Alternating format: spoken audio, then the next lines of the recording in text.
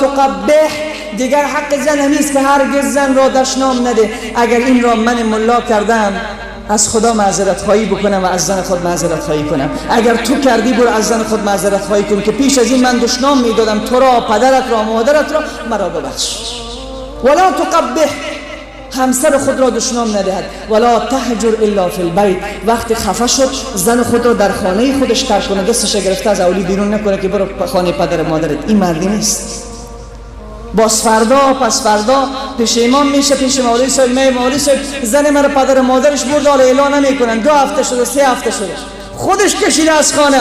بعد از 2 هفته وقتی که شهوتش فشار آورده برش، وقتی که غذای آماده پیدا نکرده، لباسش کونه و بدبو شده، کسی نبوده که لباسش بشوید، آره فهمیده که زن یعنی چی. باز میایه جناب مولوی صاحب شما یک واسطه بشوین اموی زن مرا پدر مادرش اعلام بکنه.